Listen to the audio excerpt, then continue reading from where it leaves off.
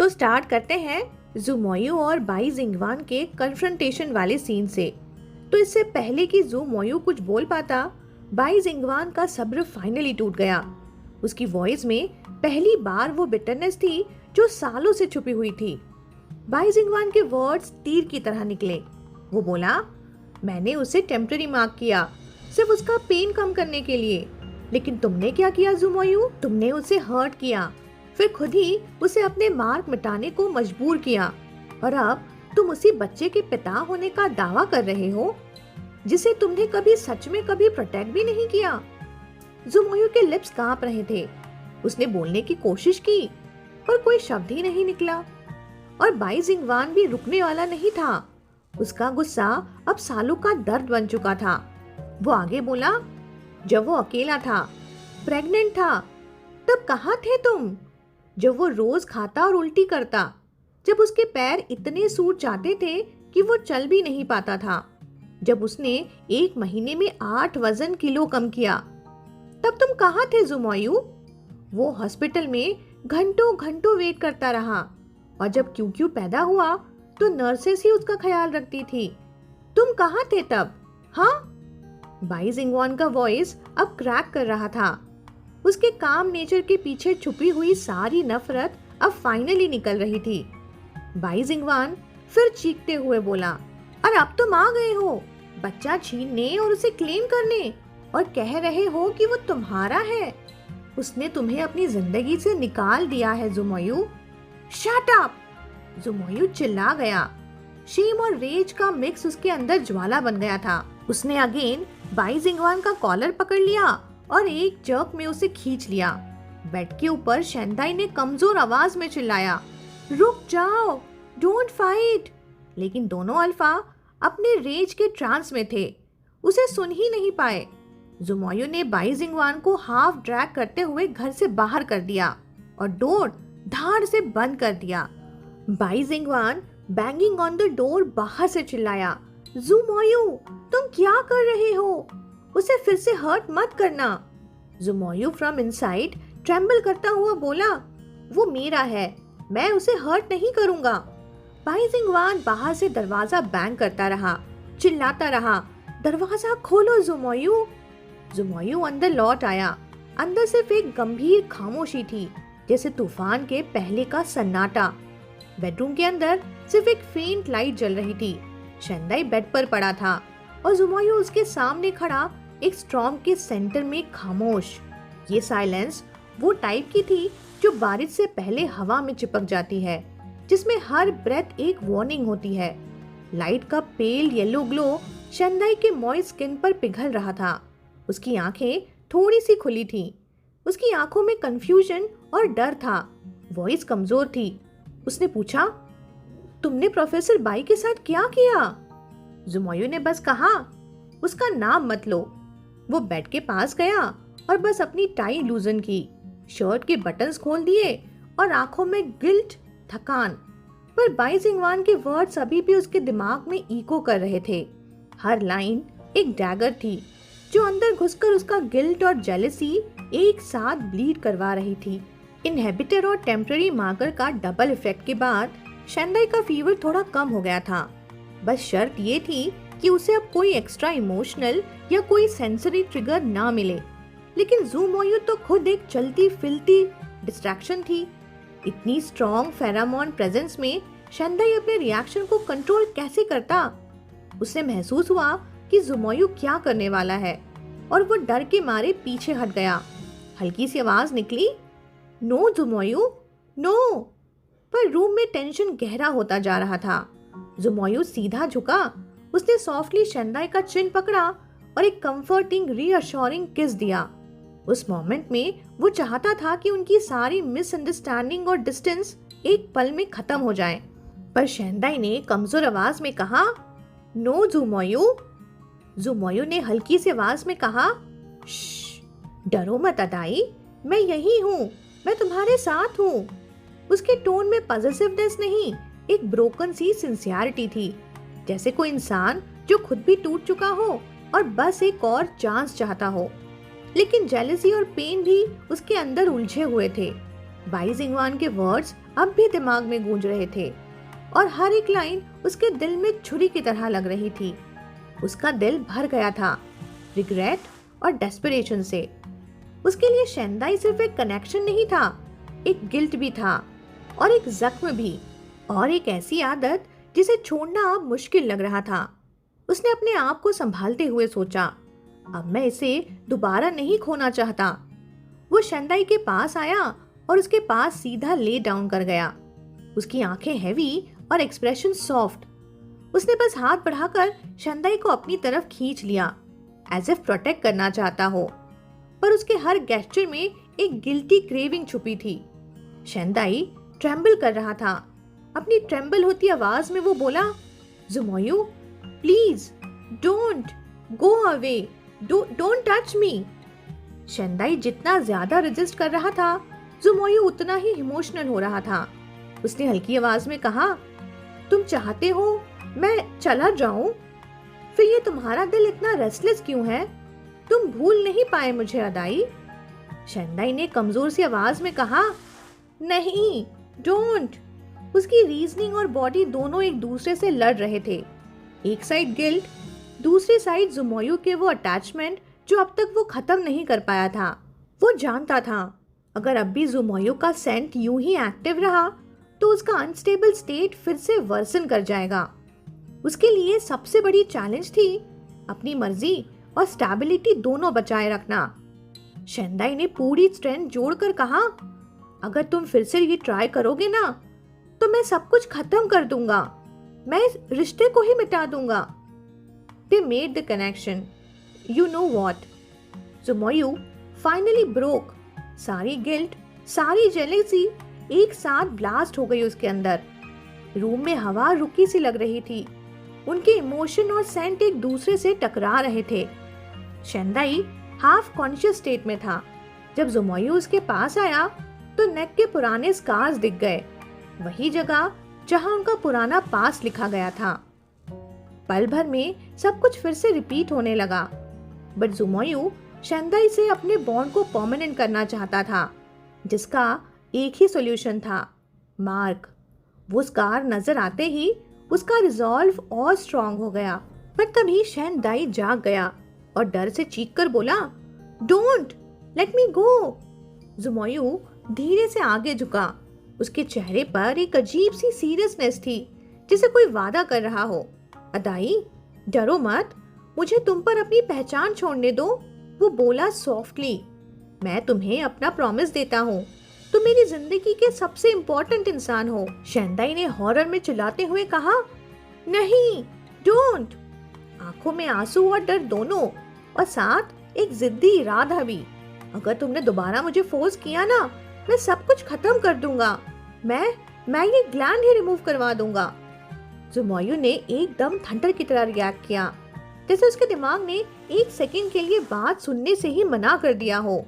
वो फ्रीज हो गया डिसबिलीफ में। और शेंदाई का मूवमेंट, उसने अपनी नेक के पीछे दोनों हाथ से टाइटली कवर कर लिया।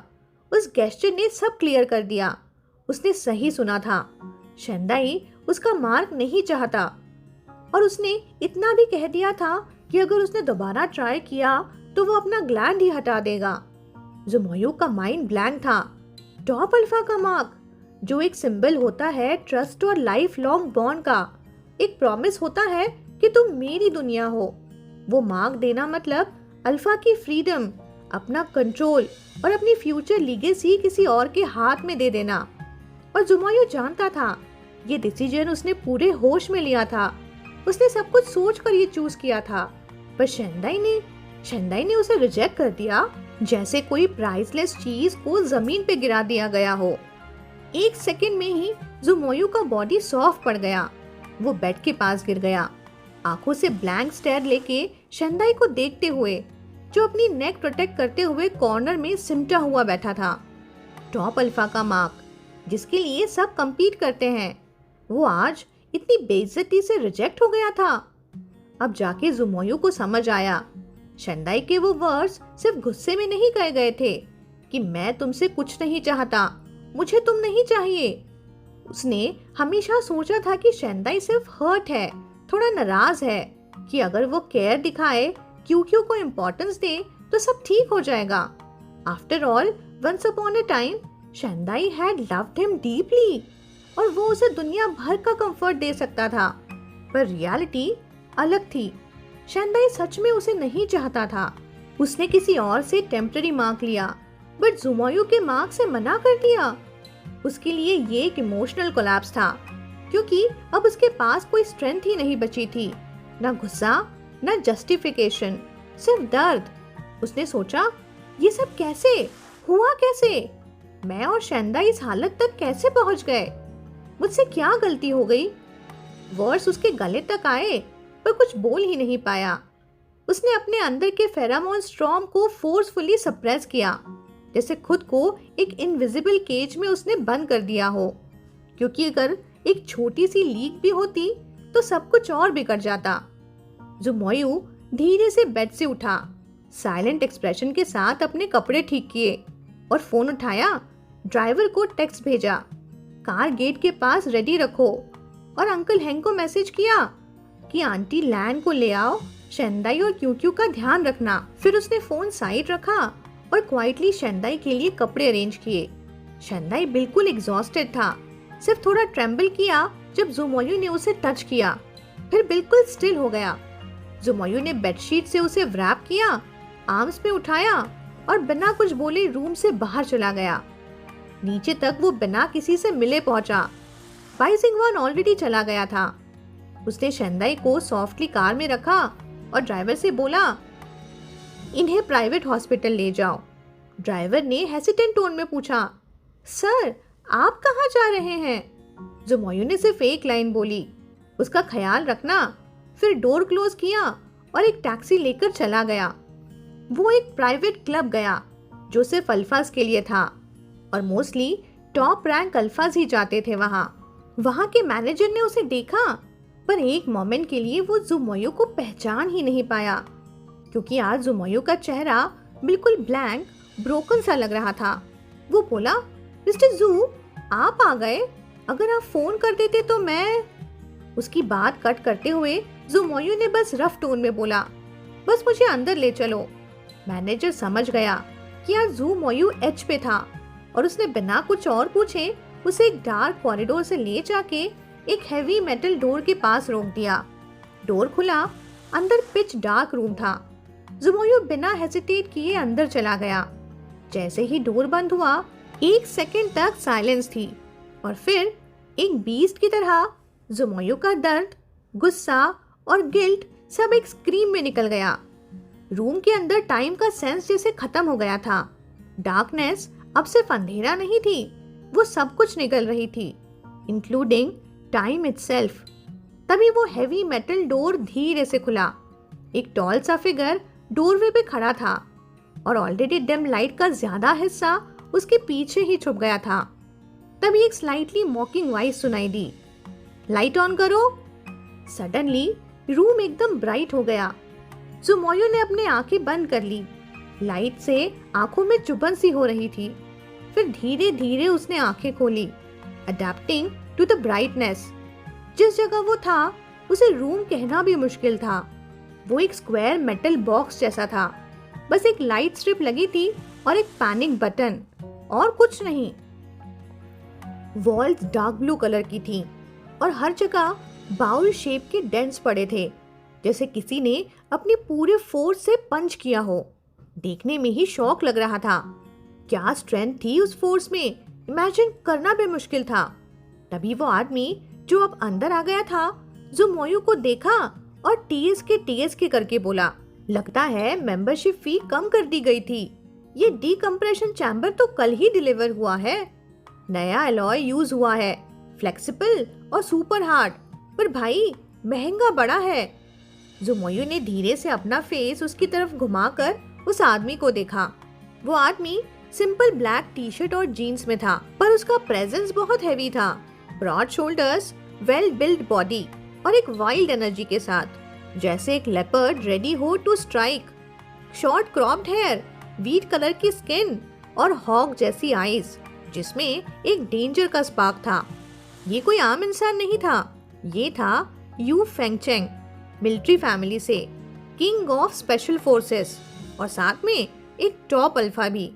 सिर्फ ऐसे लोग ही स्पेशल अलॉय चैम्बर्स का कमर्शियल लाइसेंस ले सकते थे। यू फेंग चेंग ने ज़ुमोयू को यूं देखा, उसका यूं डिसेबल्ड ब्रोकन लुक देखकर एक मोमेंट के लिए वो भी सीरियस हो गया। वॉइस थोड़ी कॉन्शियस थी। बोला, ये क्या हाल बना लिया है तुमने? डीकम्प्रेशन चैम्बर का पर्पस सिंपल होता है, अल्फाज के लिए एक जगह जहां वो अपना स्ट्रेस और फेरामोन ओवरलोड सेफली रिलीज कर सके। लॉ और एथिक्स के हिसाब से अल्फाज को फेरामोन यूज करके दूसरों को हार्म करना स्ट्रिक्टली फॉरबिडन है। तो ये चैम्बर एक कंट्रोल वेंट बन गया था। नॉर्मली जो यहाँ आते हैं वो गुस्से से भरे होते हैं, लेकिन ज़ुमोयू के केस में वो सिर्फ सैड था और ये अनयूजुअल था। ज़ुमोयू वॉल के अगेंस्ट बैठा था, ब्लैंक स्टेयर के साथ। उसने विस्पर में कहा, वो मेरा मार्क नहीं चाहता।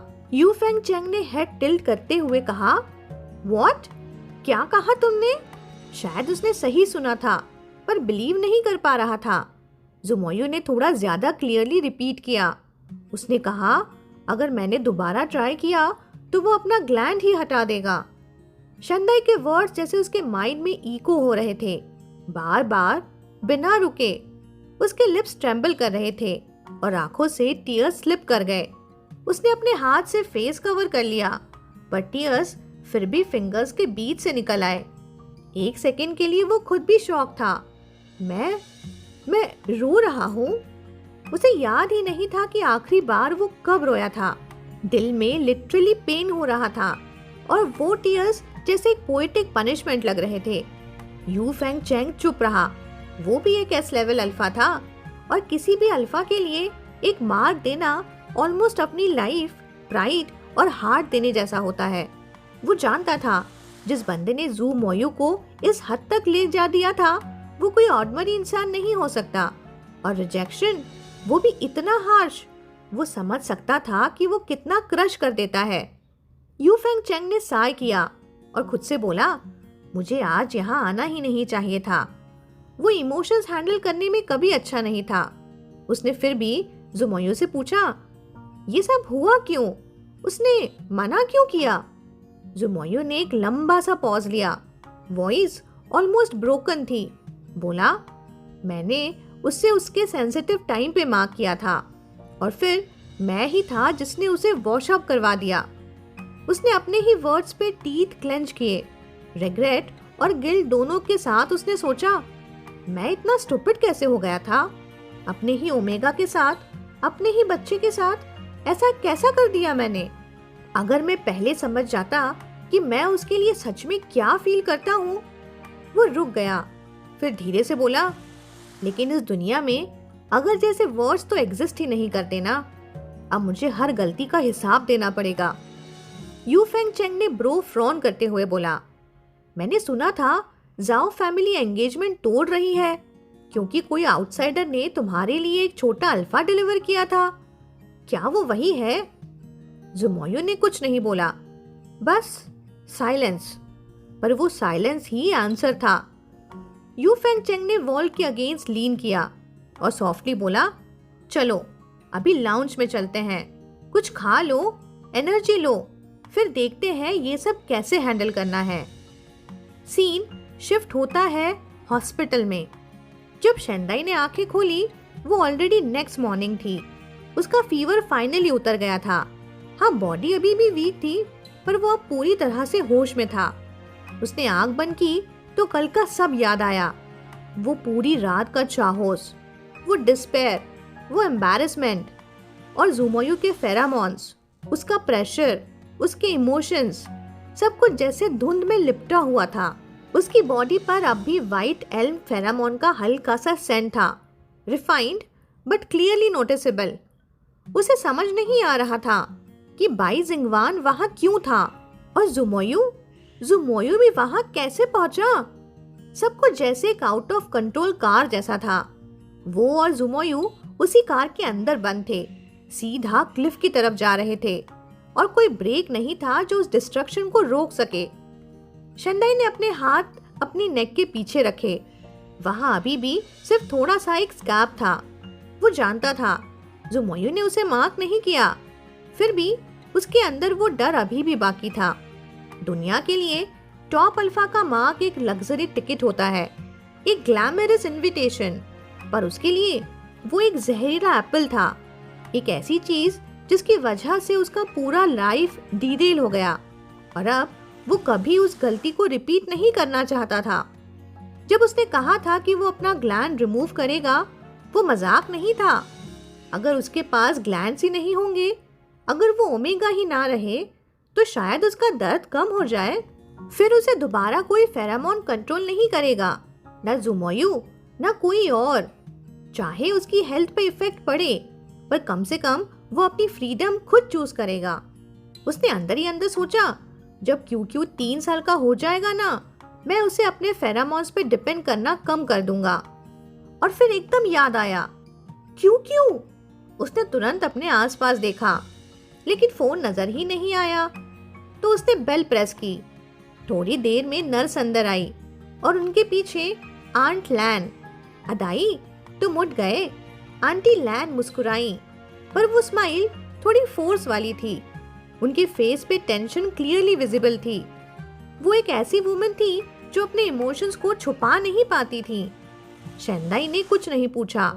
उसके लिए अब सिर्फ एक चीज इम्पोर्टेंट थी, क्यू।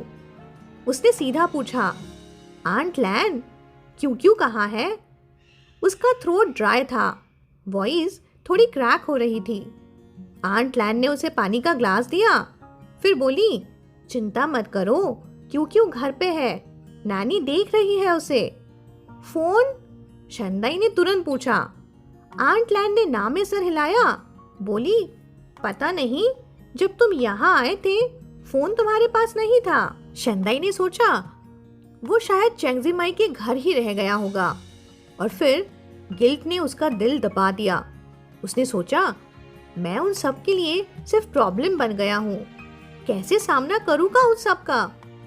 शेम एक छोटी सजा थी, पर अब उसके अंदर गिल्ट ज्यादा गहरा था, क्योंकि इन सबको उसने ट्रबल में डाल दिया था।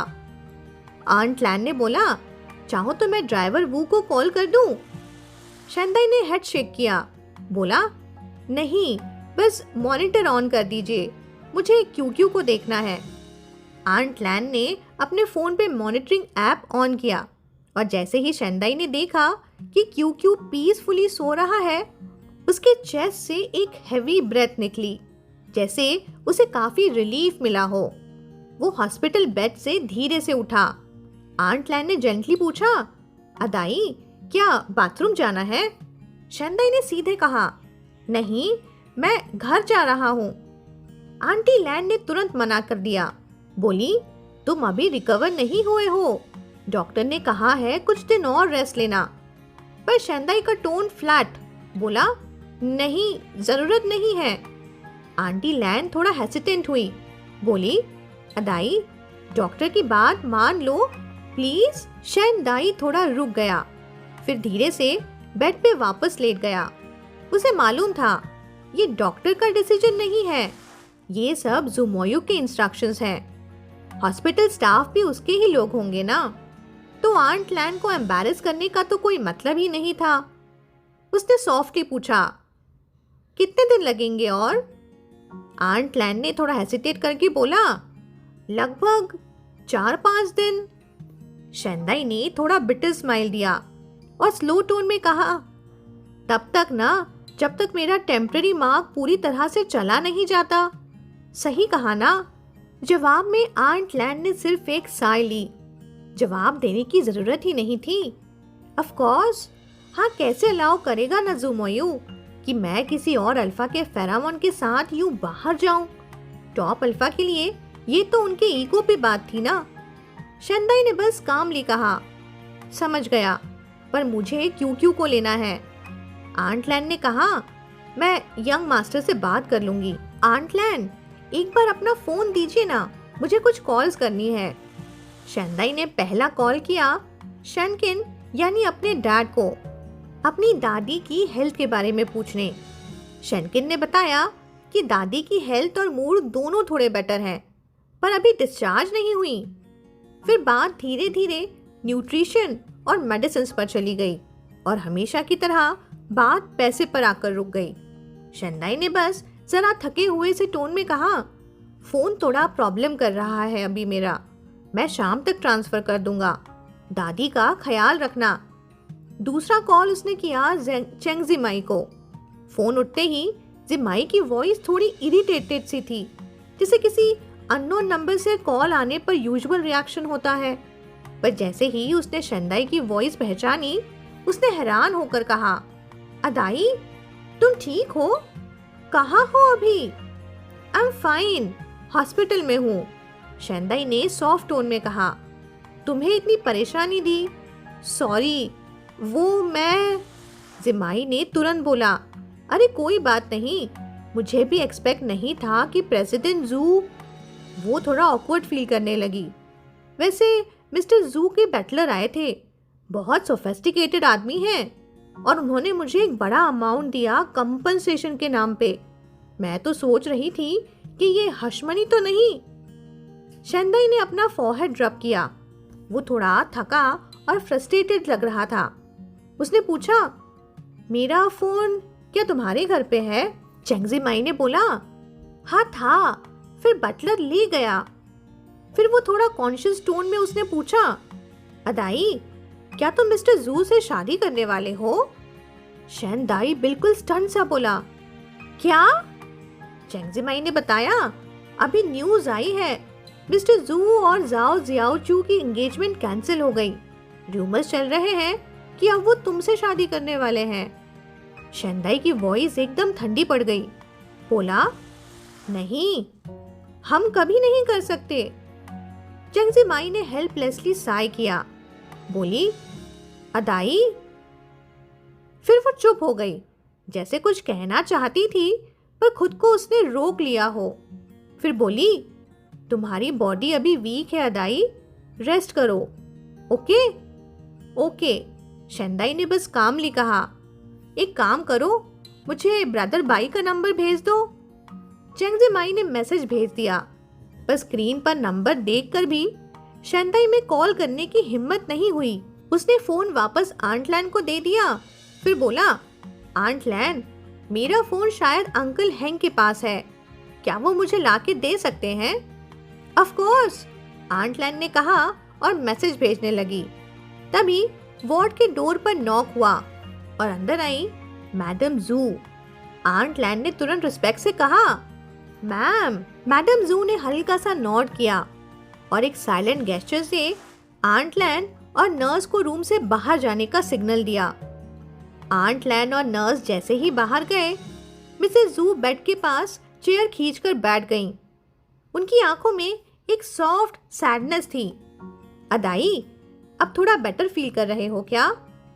उनकी आवाज जेंटल थी पर अंदर से हैवी। शेंदाई का फेस ब्लैंक था, सिर्फ एक फेंट सा विस्पर निकला, हाँ अब थोड़ा बेटर हूँ।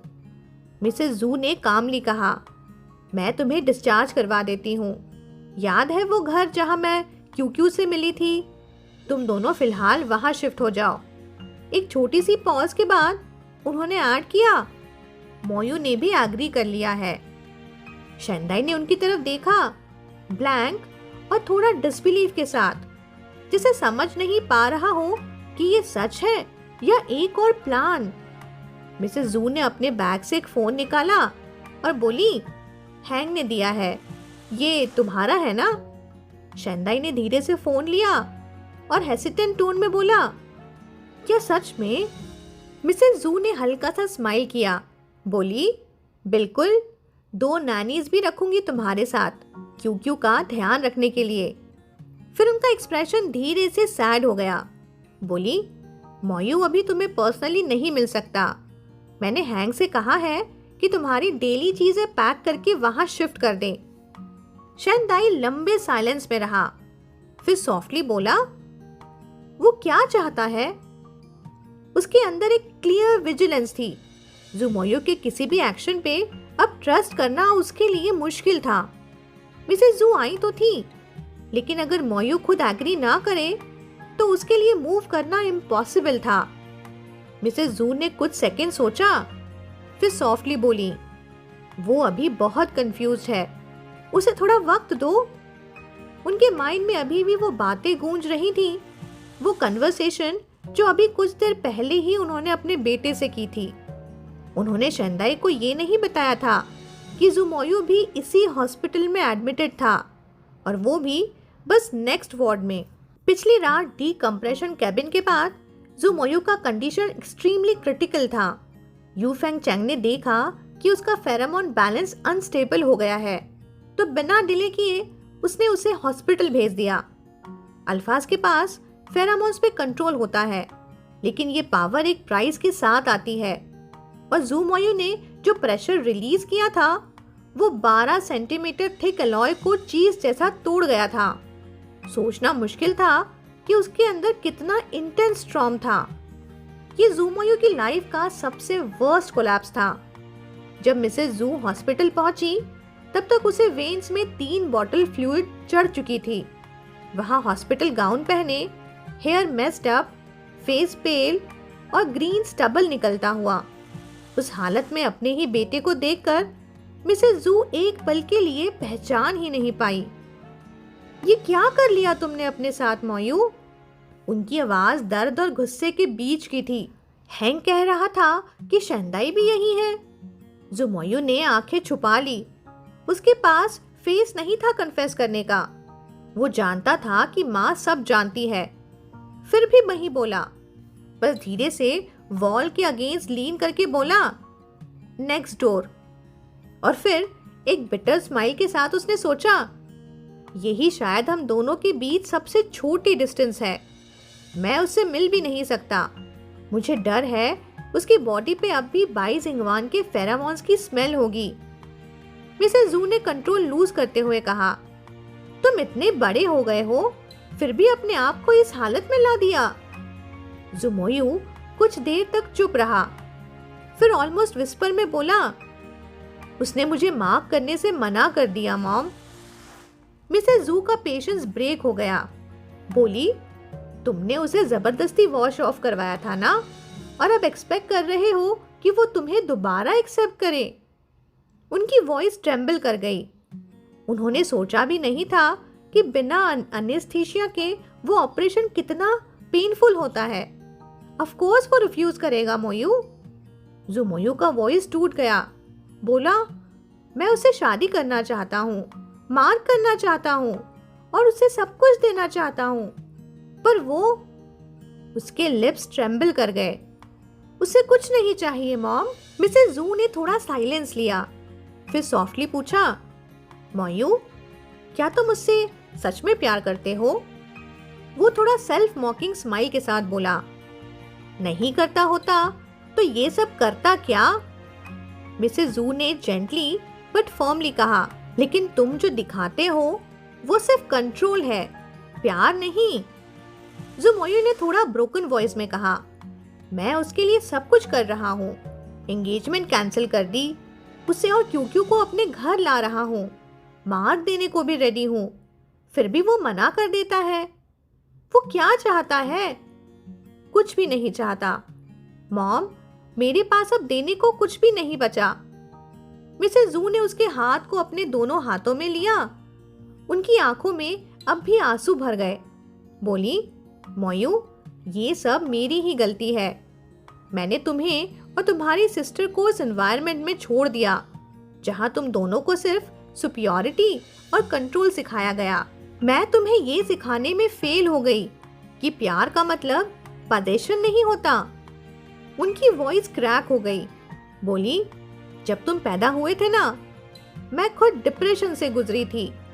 मैं तुम्हारे पास नहीं थी जब तुम्हें एक माँ की जरूरत थी, और जब तक मैं संभालती तब तक तुम एक टॉप अल्फा बन चुके थे, जिसमें तुम्हारे फादर की सोच ज्यादा थी और माँ का दिल कम। वो रुके बिना आगे कह गई, मैं तुम्हारी जरूरत समझती थी, पर मैं खुद डर गई थी, और अब जब मैं रेडी हूँ तो तुम मेरे पास वापस ही नहीं आना चाहते।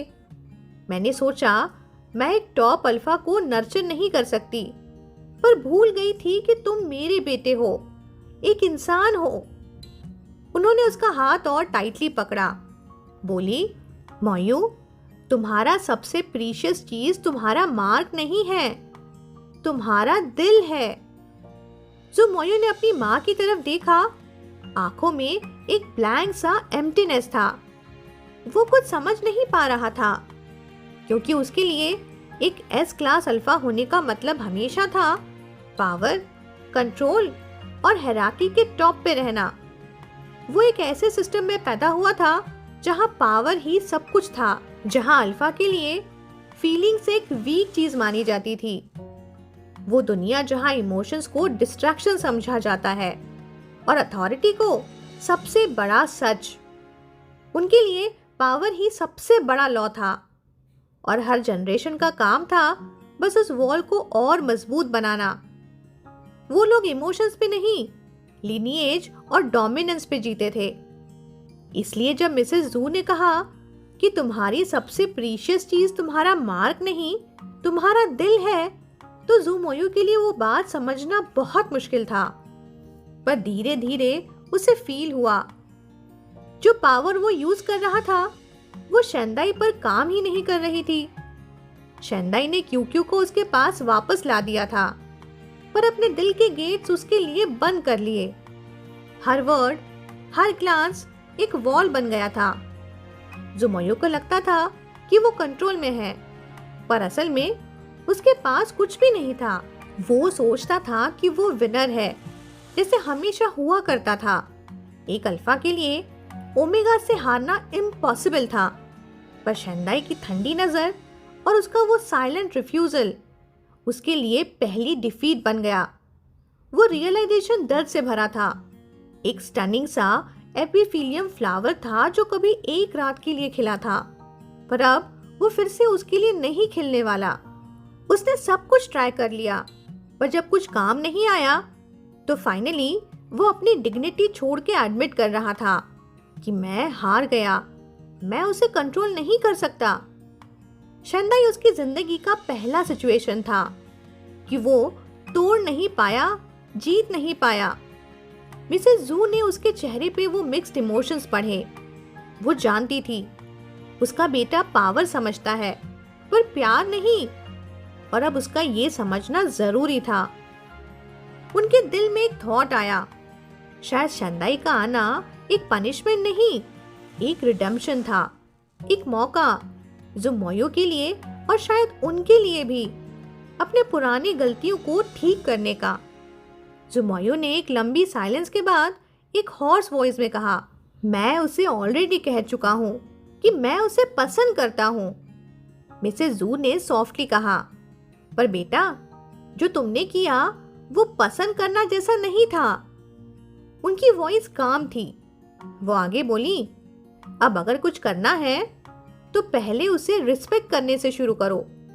वो रुक गई, फिर जेंटली बोली, उसे फोर्स मत करो, उसकी बातें सुनो, उसके नजरिए से सोचने की कोशिश करो। ओमेगा का सरेंडर एक बायोलॉजिकल रिफ्लेक्स है, ये चॉइस नहीं होती। उन्होंने उसके बालों पे हाथ रखा। बहुत सालों बाद माँ बेटे के बीच ऐसी प्रॉक्सिमिटी हुई थी। फिर बोली, जितना तुम उसे पुश करोगे उतना वो तुमसे दूर भागेगा। ज़ुमोयू ने आंखें नीचे कर ली। लैशेस के नीचे एक फैन शेप्ड शैडो बन गई थी और उसके अंदर एक गहरा पेन था, जैसे एक थिंक इंक का स्टेन हो। थोड़ी देर बाद उसने थककर बोला, मॉम, शेंदाई को आप अपने घर शिफ्ट करवा दीजिए। एटलीस्ट वहां से मैं उसका और क्यूक्यू का ख्याल तो रख सकता हूँ।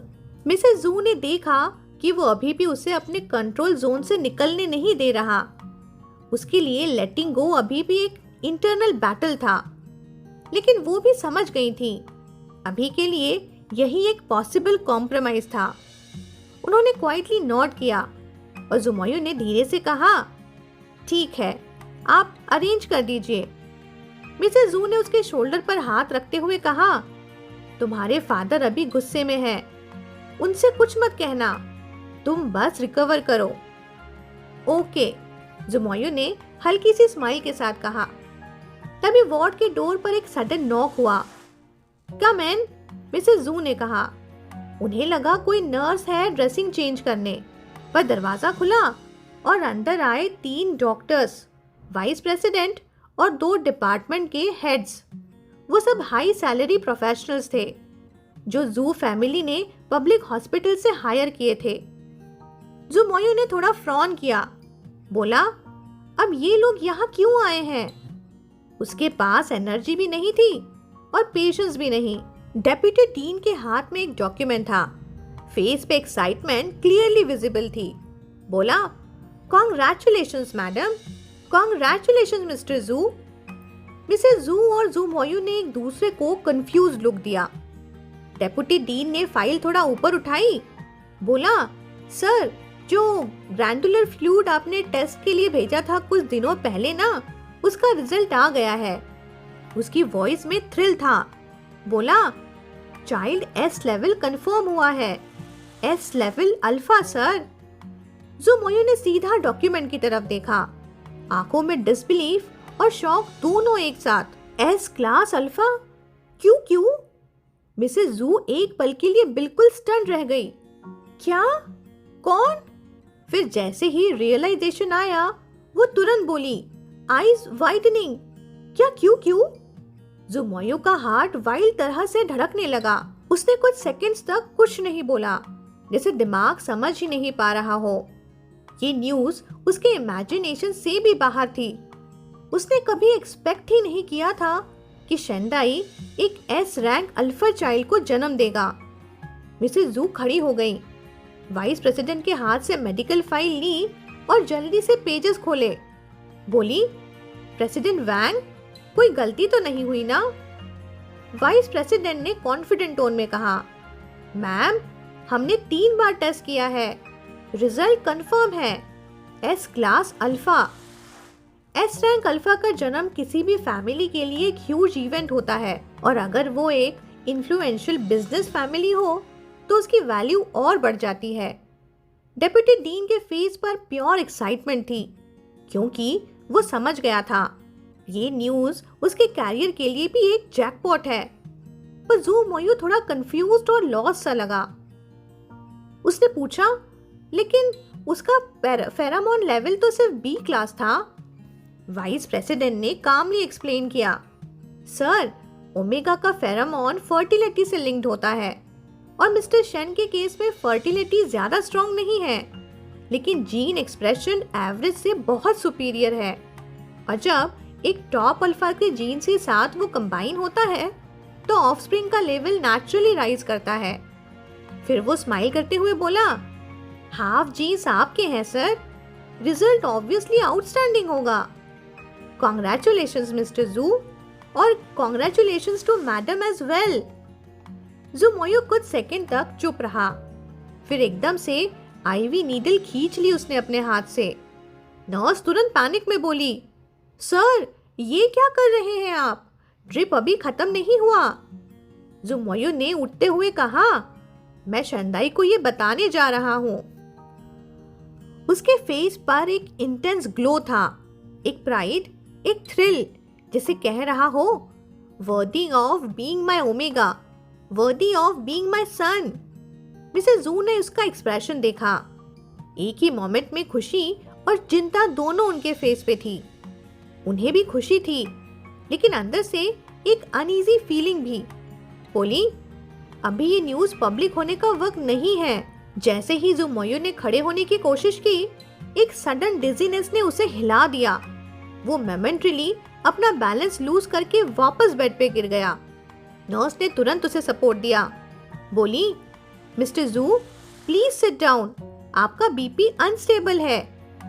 वाइस प्रेसिडेंट ने सॉफ्टली कहा, सर, जितनी भी खुशी हो, पहले अपनी हेल्थ का ध्यान रखिए, रिकवर कर लीजिए, फिर फैमिली को खुशखबरी देना। जू मोयू ने थोड़ा साइलेंस लिया, फिर धीरे से हेड राइज करके शार्प टोन में पूछा, कितने लोगों को ये रिजल्ट पता है? डेप्यूटी डीन एकदम स्टार्टल्ड हो गया। कुछ सोचकर बोला, सर, हम 3 और लैब के 2 और डॉक्टर्स। जू मोयू का एक्सप्रेशन सीरियस हो गया। बोला, उन्हें कह दो, ये बात हॉस्पिटल से बाहर नहीं जाएगी। प्रेसिडेंट वैंग, मैं ये मैटर आपके ट्रस्ट पर छोड़ रहा हूँ। वाइस प्रेसिडेंट ने इमीडिएटली बो किया, बोला, ऑफ कोर्स सर, बिल्कुल कॉन्फिडेंशियल रखा जाएगा। दो और डायरेक्टर्स ने भी तुरंत हेड नॉड किया। जुमोयू ने उन्हें काम टोन में डिसमिस किया, बोला, थैंक यू, अब मैं और मेरी माँ प्राइवेट बात करना चाहते हैं। रूम एकदम क्वाइट हो गया। जुमोयू ने एक लंबा सा ब्रेथ लिया, फिर हेडबोर्ड के अगेंस्ट लीन कर गया, आईज क्लोज्ड, एक्सप्रेशन अनरीडेबल। उसके दिल में इमोशंस का स्ट्रॉम था, प्राइड, कंफ्यूजन, फियर। एक तरफ उसके लिए ये लाइफ चेंजिंग विक्ट्री थी, जो हायर जिसका वो सपना देखता था अब उसके पास था, लेकिन दूसरी तरफ अगर ये न्यूज़ अभी बाहर गई तो सब कुछ दोबारा कोलैप्स हो सकता था। उसके माइंड ने इमीडिएटली कैलकुलेट किया, अगर उसके फादर ने सुना कि क्योंकि एक एस क्लास अल्फा है तो वो जरूर उसकी लीगल कस्टडी मांग लेंगे और वो चीज शेंदाई को डिस्ट्रॉय कर देगी। और अगर शेंदाई ने ये न्यूज़ अभी जान ली तो वो सिर्फ यही सोचेगा कि जुमोयू की हर एक्शन सिर्फ इनहेरिटेंस के लिए थी, ना कि प्यार के लिए। उसके अंदर का प्रेशर फिर से बिल्ड होने लगा और हेड में डल पेन घूम गया। मिसेस जू ने क्वाइटली सोचा, उनके मन में भी वही बात चल रही थी। उन्होंने सॉफ्टली कहा, क्यू के एस रैंक होने की न्यूज़ बहुत बड़ी बात है, पर अभी के लिए ये बात सिर्फ हम तक रहनी चाहिए। जुमोयू ने आंख बंद करके एक फेंट सा मरमर किया, बोला, अदाई को मत बताना। अगले सीन में मिसेस जू अपनी कार में शेंदाई को ले जा रही थीं और सिटी के एक क्वाइट अपार्टमेंट के सामने कार रुकी। शेंदाई अपने हाथ में फोन पकड़े बैठा था। स्क्रीन पर एक फ्रेशली रिसीव मैसेज फ्लैश कर रहा था, बाई जिंगवान का। उसकी आंखों के नीचे थकान थी और माइंड में एक ही कंफ्यूजन, लाइक मैं क्या रिप्लाई करूं। मैसेज शॉर्ट था पर हर लाइन एक ड्रैगर जैसा चुभा। अदाई, इतने सारे इंसिडेंट के बाद थोड़ा काम हो जाते हैं। जाओ दाई को ब्लेम मत करो, वो बस कंसर्न में उसने मुझे बुला लिया था। मैं नहीं जानता मैंने मदद की या नुकसान। तुम और मिस्टर जू के इश्यूज तुम दोनों ही सॉल्व कर सकते हो। क्यू के लिए भी मैं बस यही कह सकता हूँ कि I wish you both well. अगर ज़रूरत हो हम हमेशा यहीं हैं। शेंदाई ने मैसेज पढ़ते हुए अपनी चेस्ट में एक टाइटनेस महसूस की। उसे अच्छा नहीं लग रहा था क्योंकि वो जानता था उस रात जब सब कुछ ब्लर हो गया था, जुमोयू ने शायद फेरामोन सप्रेशन बाई जिंगवान पर यूज किया था। चाहे उसकी मेमोरीज थोड़ी फ्रैगमेंटेड थी, लेकिन एक बात क्लियर थी, उनके बीच कन्फ्रंटेशन हुआ था और अब उसे ये डर लग रहा था कि कहीं उस कन्फ्रंटेशन का नतीजा बाई जिंगवान और जाओ दाई के करियर पे अफेक्ट ना करे। वो बहुत देर तक वहीं स्टिफ पोजीशन में बैठा रहा। फिर उसने धीरे से टाइप किया, आई एम सॉरी, प्लीज जाओ दाई से भी मेरी तरफ से सॉरी कहना। उसने सेंड पे प्रेस किया और स्क्रीन पे मैसेज डिलीवर्ड ब्लिंक होता रहा। फिर एक डीप ब्रेथ लेकर उसने डिसाइड किया, जब ये white elm pheromone completely fade हो जाएगा वो जुमोयू से बात करेगा, चाहे उसे डर लगता हो, पर ये कन्फ्रंटेशन जरूरी था। हर बार जब उसका दिमाग जुमोयू का नाम सोचता उसका दिल लिटरली ट्रेम्बल करता। वो मार्क नहीं हुआ था, पर उस ड्रीम ने उस हीट पीरियड के बीच की सप्रेस्ड फीलिंग्स सब कुछ दोबारा जगा दी थी। ऑपरेटिंग टेबल पर जब उसने मार्क वॉश कराया था, उस पल से ही उसने हर एक गुड मेमोरी को अपने दिल के सबसे गहरे कोने में दफन कर दिया था। उसने अपने आप से प्रॉमिस किया था कि वो दोबारा उन पलों को याद नहीं करना, क्योंकि क्यू के लिए वो हर दर्द सहन कर सकता था, लेकिन उस छोटी सी हैप्पीनेस को वो याद करके जी नहीं सकता था। कई बार इंसान इतने अंधेरे में जीता है कि वो डार्कनेस की आदत डाल लेता है, लेकिन एक छोटी सी रोशनी की बीम उस अंधेरे को और विजिबल बना देती है। वो याद दिलाती है कि तुम अभी भी डार्क में हो। अगर उस वक्त जुमोयू ने मार्क कंप्लीट कर दिया होता तो शायद वो अपनी सैनिटी खो देता, लेकिन उस दर्द ने जो उस मार्क वॉशिंग से हुआ था एक परमानेंट शैडो छोड़ दी थी उसके अंदर, और वही शैडो उसकी एंकर बन गई। उसी ने उसे दोबारा रियलिटी में खींच लिया, एक रिमाइंडर के रूप में कि कभी कभी दर्द ही रीजन बनता है हमारे बच जाने का। सीन शिफ्ट होता है शाम के टाइम पर मिसेस जू के अपार्टमेंट में। अपार्टमेंट की डोरबेल बजी और नानी क्यू को कैरी करते हुए अंदर ले आई। जैसे ही क्यू ने शेंदाई के फेरामोन्स की फैमिलियर सेंट महसूस की, उसके छोटे हाथ हवा में हिलने लगे और लिप से एक कंटिन्यूअस बैबलिंग निकला, जैसे कह रहा हो, पापा देखो मैं आ गया। शेंदाई ने उसे अपनी बाहों में लेते ही फील किया कि बच्चा पूरी तरह से उसके स्मेल में घुल गया था। क्यू ने अपनी गेस्ट सॉफ्ट आंखों से उसे सीधा देखा। वो नजर जैसे कह रही थी, अगर मैं आंख हटाऊं तो पापा गायब हो जाएंगे। और धीरे धीरे उसकी आंखों के कोने वेट हो गए। उसका छोटा सा रेड माउथ पाउट बन गया, पूरी तरह से एक मैं कंप्लेन कर रहा हूं वाला फेस। शेंदाई का हार्ट स्क्वीज हो गया। एक इंस्टेंट गिल्ट ने उसका सारा चेस्ट भर दिया। उसने क्यू के चेक पर बार बार किस दिया और सॉफ्ट वॉइस में बोला, सॉरी बेबी, पापा यही हैं, अब कहीं नहीं जाएंगे।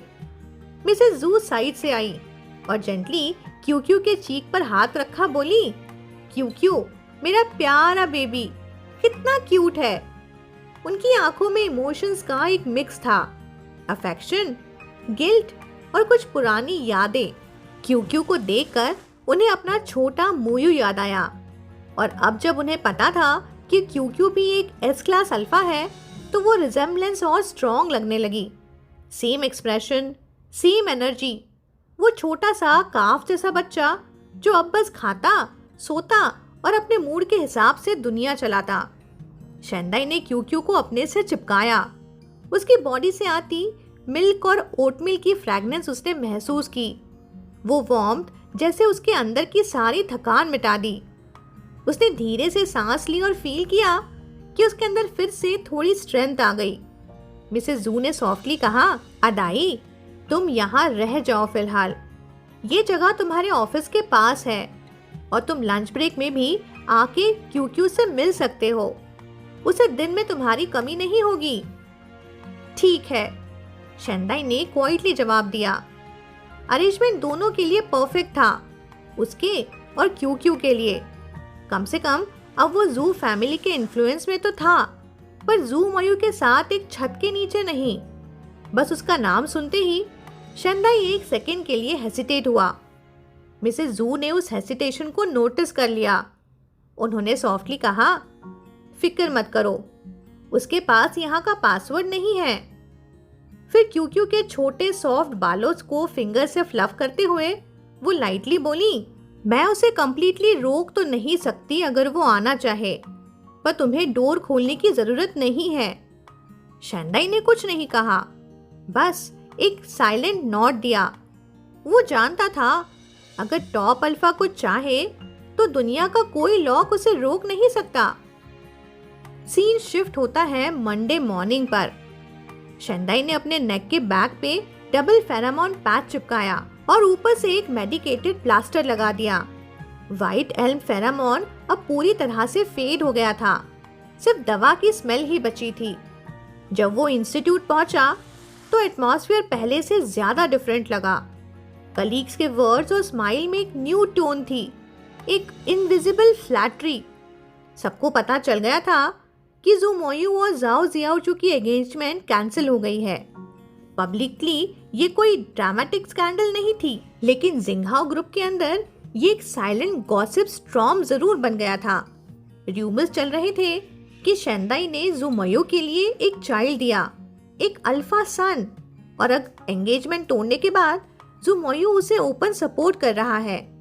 लंच भेजना, कॉल करना और रिटर्न करना, ये सब ऑफिस की गॉसिप चेन का परफेक्ट ड्रामा बन गया था। कुछ लोग जो पहले शेंदाई पे हंसते थे, आज वो अब क्वाइटली अपना टोन सॉफ्ट कर रहे थे। शायद वो फ्यूचर ईस्ट पैलेस पर्सन था ना। अगर आप लोग चाइनीज ड्रामा देखते होंगे तो ईस्ट पैलेस में क्राउन प्रिंसेस रहती है शेनदाई मेंटली प्रिपेयर था, पर फिर भी उस वियर्ड हवा ने उसका दिन डिस्टर्ब कर दिया था। उसने पूरे मॉर्निंग अपने ऑफिस में क्वाइटली गुजारी। Door closed, lights dim. Lunch break आया, पर वो घर नहीं गया। चाहे उसे क्यू की याद आ रही थी, पर वो चाह रहा था कि बच्चा अपनी इंडिपेंडेंस सीखे। और दूसरा रीजन उसकी ग्रैंडमा थी। ग्रैंडमा ने लंच के वक्त बार बार पूछा, बेटा मैं कब डिस्चार्ज हो पाऊंगी? वो क्यू को मिस कर रही थी, पर उस पे हॉस्पिटल लाने के खिलाफ थी। आज तो शेनकिन भी अनयूजुअली नाइस था। ना पैसे मांगे, ना हिंट्स दिए, बस स्वीट वर्ड्स और फेक कंसर्न। उसने क्यू के बारे में भी पूछा, वर्क के बारे में इंटरेस्ट दिखाया और प्रॉमिस किया कि मैं माँ का ध्यान रखूंगा। शेनदाई ने इंटरनली साय किया। वो अपने डैड को जानता था। ये सडन काइंडनेस मतलब लोगों को लग रहा है कि वो जू फैमिली के और क्लोज हो गया है। उसने कुछ एक्सपोज नहीं किया, बस स्माइल करके क्वाइटली लंच खत्म किया और ग्रैंडमा से मिलके वापस निकल गया। दुनिया के लोग ना हमेशा ट्रुथ को अपनी मर्जी के शेप में देखते हैं, और जिन लोगों के साथ ट्रुथ सच में हुआ हो वो खुद भी उसमें क्लैरिटी खो देते हैं। शेनदाई के लिए भी यही था। उसके और जू मोयू के बीच अब कोई क्लियर लाइन नहीं बची थी। वो खुद को समझाने की कोशिश कर रहा था, पर हर स्ट्रगल उसे और ज्यादा मड में घसीट रहा था। अब वो बस छोड़ चुका था और अपनी फेट के फ्लो के साथ बस बह रहा था।